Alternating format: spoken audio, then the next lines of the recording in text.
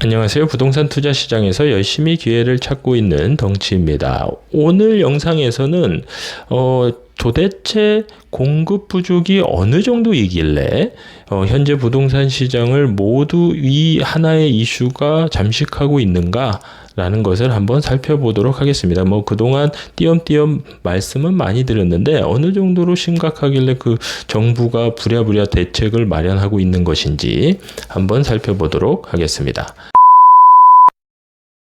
먼저 화면에 보시는 것은 주택 착공과 인허가 물량의 현황인데요. 착공은 작년 동기간에 비해서 무려 54.1%나 감소했다는 것을 알 수 있고, 인허가 물량 또한 30% 가량이 감소했다는 것을 알 수 있습니다.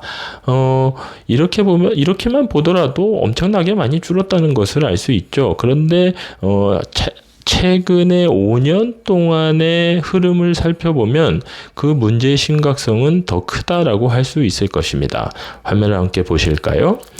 검정색으로 나타난 게 분양 물량이고, 빨간색은 착공 물량, 초록색은 인허가 물량, 파란색은 준공 물량인데, 준공 물량은 그 전에 인허가가 났던 물량들이 이제 준공하고 있는 것이기 때문에 크게 떨어지지 않은 모습, 물론 이 또한 21년도부터 떨어진 상태를 유지하고는 있지만 어찌됐든 크게 떨어지지 않는 모습을 보이고 있어요. 하지만 인허가 착공 분양 물량, 향후 2년에서 5년 안에 입주 물량으로 바뀌게 될 물량들은 어떤가요? 폭포수처럼 떨어지고 있다라고 표현이 가능할 정도로 엄청나게 줄어들고 있는 것이죠. 분양 물량은 거의 없다라고 할 정도의 수준이 되었으니까 말입니다. 그런데 더 심각한 것이 있어요. 다음의 그래프를 한번 보실까요? 서울 주택건설 인허가 5개년 추이의 모습인데요. 도시형 생활주택, 그 서민들에게 아니면 청년들에게 중요한 주택이라고 할 수 있는 도시형 생활주택을 보면 올해 엄청나게 줄어들었다는 것을 알 수 있죠. 비중이 10%까지 떨어졌으니까요. 주택 전체도 떨어지고 있지만 도시형 생활주택, 소규모 주택에 대해서는 서민 또는 청년이 정말로 필요로 하는 주택은 더욱더 인허가 물량이 줄어들었음을 알 수 있습니다. 그리고 또 하나가 더 있는데요. 바로 화면에 보는 것과 같은 공공분양주택 인허가 그리고 착공 실적 추이입니다. 어떤가요? 문제의 심각성이 극명하게 보이죠.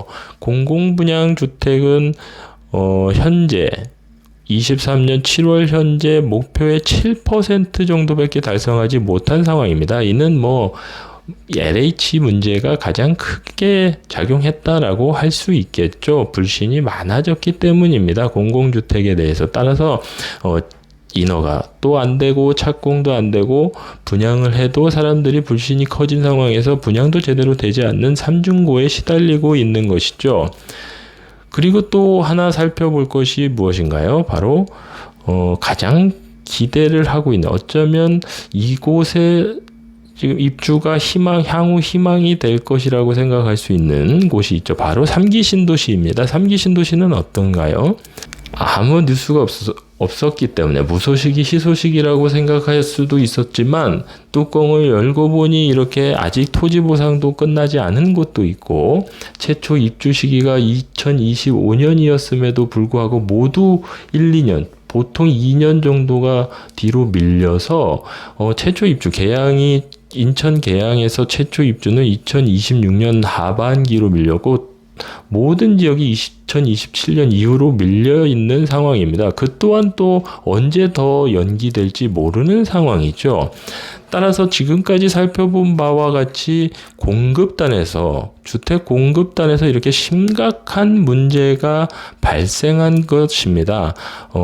현 정부 들어서는 공급에 있어서는 엄청난 목표를 세우고 끊임없이 시장에 공급하겠다라는 목표치를 제시했는데, 뚜껑을 열고 보니까 하나도 지켜지지 않고 있는 것이죠. 따라서 불안 심리가 현재 부동산 시장에 확산되고 있고, 그러한 심리의 확산은 결국 가격 상승이라는 부작용을 낳고 있는 것입니다.